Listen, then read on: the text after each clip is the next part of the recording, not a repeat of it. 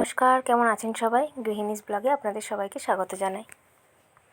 আজ যেহেতু কালী পুজো, সেই জন্য সকালবেলা উঠেই চান করে নিয়েছিলাম। দেখলাম সকালবেলা ঘুম থেকে উঠে মা পুজোর কাজ করতে শুরু করে দিয়েছে, তাই আমিও বসে না থেকে তাড়াতাড়ি চান টান করে রেডি হয়ে নিচ্ছি।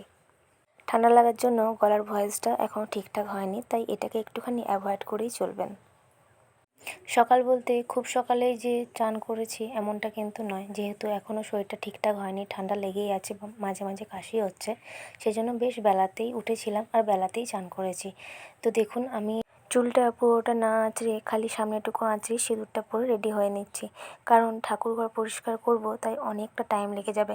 আর যেহেতু কালী পুজো, ভেবেছিলাম আগের দিনেই ঠাকুরঘরটা পরিষ্কার করে সব কিছু ঠিকঠাক করে রাখবো, কিন্তু আগের দিনেতে সময় হয়নি ব্যস্ততার কারণেতে, তো সেই জন্য আজকেই করব। আর এইটা হলো আমাদের ঠাকুরের বাক্স। ঠাকুরের কিছু টুকিটাকি জিনিস এই বক্সের মধ্যে রাখা হয়, যাতে হাতের কাছে খুব সহজেই পাওয়া যায়। এই যেমন ধরুন মোমবাতি, ঠাকুরের কাপড়, চন্দন কাঠ, এরকমই টুকিটাকি কিছু জিনিস এর মধ্যে থাকে, সেগুলো আমি আগে বের করে রেখে দিচ্ছি এবং এর পরেতে আমি ঠাকুরের কাপড়গুলো বের করে নিচ্ছি। দেখুন, এখানে 2 রকমের ঠাকুরের কাপড় বাবা এনে রেখেছিল, যেগুলো যত্ন করে বক্সের মধ্যেই রাখা ছিল। এটা খুবই সুন্দর চিকনের কাজ করা এবং জরি সুতোর কাজ করা রয়েছে, তাই আমি নিজে বুঝতে পারছিলাম না বলে আমি একটু মাকে জিজ্ঞাসা করে নিচ্ছিলাম যে মা, কোন কাপড়টা আমি ঠাকুরের সিংহাসনেতে পাতবো।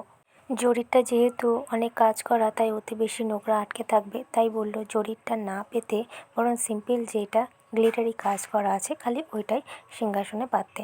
আর দেখুন, ঠাকুরঘরে এসে দেখছি সিংহাসনটা এত বেশি নোংরা, ধুলো ঝুল হয়ে আছে, তার ঠিক নেই। বাবা মাঝে মধ্যে পরিষ্কার করে, কিন্তু বছরেই একবার পরিষ্কার করাই হয়, তাই আমি ভাবলাম এবছর আমিই পরিষ্কার করি। যেহেতু এবছর আমি আছি, অন্য বছরে তো আমি কালী পুজোর সময়তে এখানে চলে আসি, কিন্তু তার আগেই সব কিছু কমপ্লিট হয়ে যায় কাজ করা। তো সেই জন্য এবছর যেহেতু হয়নি, বাড়ির কিছু ব্যস্ততা, বাড়িতে কিছু কাজ হচ্ছিল, তার কারণে তো এই বছর এখনও পরিষ্কার করা হয়ে ওঠেনি। তো সেই জন্য আমি যেহেতু বাড়িতে বসেই আছি এবং হাতে অফুরন্ত সময় আছে, সেই জন্য আমি এই বছর সিংহাসনটা পরিষ্কার করতে শুরু করলাম। প্রথমে ধুলো ঝুলগুলো ভালো করে ঝেড়ে নিয়ে ক্লিন করে নিচ্ছিলাম, তারপরেতে একটা ভিজে কাপড় দিয়ে পুরো সিংহাসনটা সুন্দর করে মুছে নিচ্ছিলাম। সিংহাসনের মাথাটা পুরোপুরি পরিষ্কার করে নিয়েছি। এবার সিংহাসনের মাথার ওপরেতেই ঠাকুরগুলো সব তুলে রাখবো ভাবলাম, কারণ ঠাকুরগুলোকে মাটিতে মধ্যে তো নামিয়ে রাখতে পারবো না, সেই জন্য এইটুকু সময়ের মধ্যেই আমি প্রচণ্ড ঘেমে গিয়েছিলাম, কারণ প্রচণ্ড গরম আজকে। তাই একটু টাইম নষ্ট না করে ফটাফট আমি আমার কাজ করতে শুরু করে দিলাম। এই যে পটগুলো দেখতে পাচ্ছেন, এইগুলো সব আমার ঠাকুমার সময়ের। এরকম আরও অনেক ছবি ছিল যেগুলো নষ্ট হয়ে গিয়েছে, এখন শুধুমাত্র দুটোই আছে। আর এই কালী মূর্তিটা যে দেখতে পাচ্ছেন, এটা কিন্তু পিতলের কালী মূর্তি। তো এইটা ভালো করে পরিষ্কার করলে তেঁতুল দিয়ে খুব সুন্দর কালারটা ফিরে আসে, পিতলের কালারটা ফিরে আসে, কিন্তু 2 দিন পরে আবার কালো হয়ে যায়। তাই এটা বছরে একবার দুবারই পরিষ্কার করা হয়। আর দেখুন, আমি সব ঠাকুরগুলোকে ওপরে তুলে দিয়েছি, সিংহাসনের ওপরে তুলে দিয়েছি। এবার আমি আস্তে আস্তে সব ধুলোগুলো সিংহাসন থেকে ঝেড়ে নিচ্ছি। আর হ্যাঁ, সিংহাসন পরিষ্কার করার জন্য আমি যেই সব বাসন কাপড় ইউজ করছি, সেগুলো কিন্তু সব ঠাকুরেরই। এইগুলো খালি ঠাকুরের কাজেতেই ব্যবহার হয়। সিংহাসনের মাথার ওপরটা পরিষ্কার করার সময়তেই জলটা প্রচণ্ড নোংরা হয়ে গিয়েছিল, সেই জন্য আমি আবার পরিষ্কার জল এনে সিংহাসনটা পুরোটা আবার ক্লিন করছি। দেখতেই পাচ্ছেন প্রচণ্ড নোংরা হয়ে কালো কালো হয়ে গিয়েছিল যখন আমি প্রথমেতে ভিডিওয় দেখালাম, কিন্তু তারপর দেখুন আমি আস্তে আস্তে যখন পরিষ্কার করছি, আসল রঙটা কিন্তু ফিরে আসছে। আমার বিয়ের বছরটাতেই 2 বছর আগেতেই সিংহাসনটা কালার করা হয়েছিল, তো সেই জন্য এখনও সেরকম কালারটাই আছে, নষ্ট হয়নি, শুধু ধুলোর জন্য কালো কালো হয়ে গিয়েছিল। আর এইদিকে গরমে আমার অবস্থা প্রচণ্ড খারাপ হয়ে যাচ্ছিল, আমি এতটা ঘামছিলাম। আমি আপনাদেরকে ক্যামেরায় দেখানোর চেষ্টা করছি, জানি না আপনারা বুঝতে পারছেন কি না। সিংহাসনটা পুরো পরিষ্কার পরে জলটার কি অবস্থা দেখুন, গামলার জলটা পুরো নোংরা হয়ে গিয়েছে। আর সিংহাসনটা দেখুন কতটা পরিষ্কার, কতটা চকচকে দেখতে লাগছে। আর সিংহাসনটা যতক্ষণ শুকনো হচ্ছে, আমি ততক্ষণ মা কালীর মূর্তিটা একটুখানি পরিষ্কার করে নেওয়ার চেষ্টা করছি। তো এখানে আমি অল্প একটুখানি তেঁতুল নিয়েছি, যাতে পিতলের মূর্তিটা একটুখানি পরিষ্কার করতে পারি। তেঁতুলটা লাগানোর পরে আমি জলে কিছুক্ষণ ভিজিয়ে রেখে দিয়েছিলাম, তারপরেতে আমি এটা সাইডে রেখে দিলাম। এরপরে আমি সিংহাসনে কাপড়টা পেতে নেব, যেই কাপড়টা মা আমাকে পাততে বলেছে। সিংহাসনটা পুরোটাই শুকনো হয়ে গিয়েছে, দেখুন এই কাপড়টা মা আমাকে পাততে বলেছিল, এটাই আমি এখন পেতে নেব। আমাদের বাড়িতে যেহেতু মা কালীর প্রতিমা আছে, সেই জন্য আগে বেশ ভালোভাবেই কালী পুজো করা হতো বাড়িতে, যখন আমরা 3 বোন একসাথেই ছিলাম। মানে যখন আমাদের বিয়ে হয়নি, আমরা যখন পড়াশোনা করছিলাম। তারপরে আস্তে আস্তে কালী পুজোটা বন্ধ হয়ে যায়।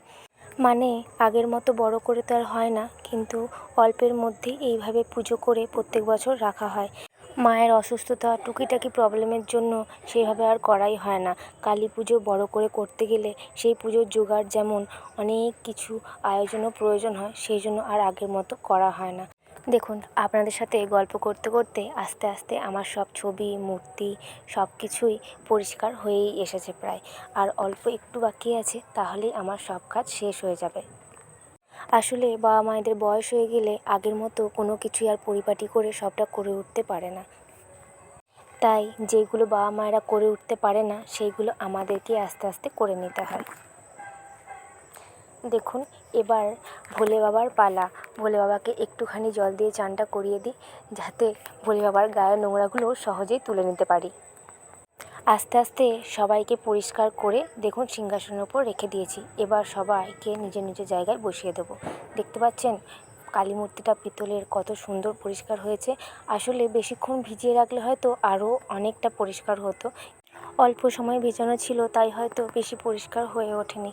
দেখুন, এবার আস্তে আস্তে আমি সবাইকে সবার জায়গায় রেখে দেব। আমাদের ঠাকুর ঘরে ইঁদুরের উৎপাত কিন্তু অনেক বেশি, সেই জন্য এর আগে একটা লক্ষ্মীর ঘট এই সিংহাসনের মধ্যে রাখা হতো। কিন্তু যখনই ঘরটা ভালোভাবে রাখা হতো, রোজ রোজ ইঁদুরেতে ঘরটা উল্টে দিত এবং পুরো সিংহাসনেতে জলে ভরে যেত। তো সেই জন্য ঘরটাকে আর রাখা হয় না, বাবা ঘরটাকে সরিয়ে দিয়েছে। দেখুন, আস্তে আস্তে সবাইকে আমার সিংহাসনে রাখা হয়ে গিয়েছে। সিংহাসন খালি থাকলে একদমই দেখতে ভালো লাগে না। তো দেখুন, সবাই নিজের জায়গায় ফিরে এসেছে, তাই অনেক সুন্দর দেখতে লাগছে।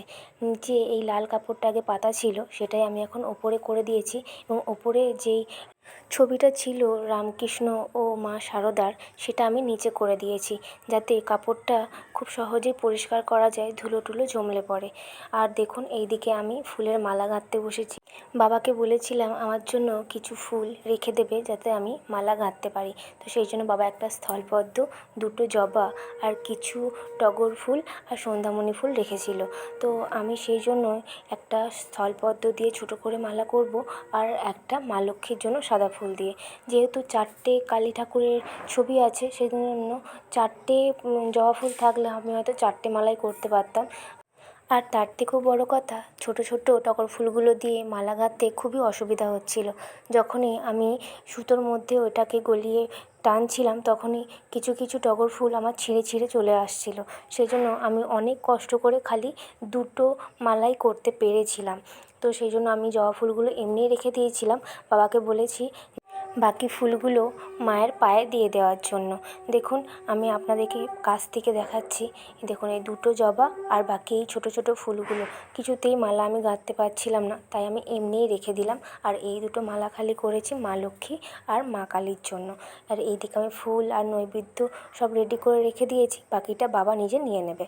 11টার সময় কাজ শুরু করেছিলাম, এখন বাজছে 4টে। অনেকটা বেলা হয়ে গিয়েছিল, আর আমি সেই সকালে হরলিক্স আর বিস্কুট খেয়েছিলাম, তাই আমার প্রচণ্ড খিদে পেয়ে গেছিলো। হাত মুখ ধুয়েই আমি আগে খেতে বসে গিয়েছি। মা দেখলাম ডালিয়া বানিয়েছে, আর আমি 2টো মিষ্টি নিয়ে নিয়েছিলাম। মায়েদের যেহেতু কালী দীক্ষা, তাই মায়েদের অন্য কিছু খাওয়া চলবে না। মা আজকে লুচি বা ডালিয়া এইসবই খেতে পারবে। আর দেখুন, খাওয়ার পরেতে আমার এত তৃপ্তি হচ্ছিল, মনে হচ্ছিল আমি অনেক দিন না খেয়ে আছি। তাই আমি একটুও অপেক্ষা না করে ঝটপট নিজের খাবারটা শেষ করছিলাম। আমার ব্লগটা আপনাদের কীরকম লাগলো অবশ্যই জানাবেন কমেন্টের মাধ্যমে। আমার চ্যানেল গৃহিণীজ ব্লগ, চ্যানেলটিকে সবাই সাবস্ক্রাইব করে পাশে থাকবেন। আবারও দেখা হবে নতুন কোনো ব্লগের সাথে। ততক্ষণ সবাই ভালো থাকবেন, সুস্থ থাকবেন, এবং লাইক কমেন্ট করতে ভুলবেন না। ধন্যবাদ সবাইকে।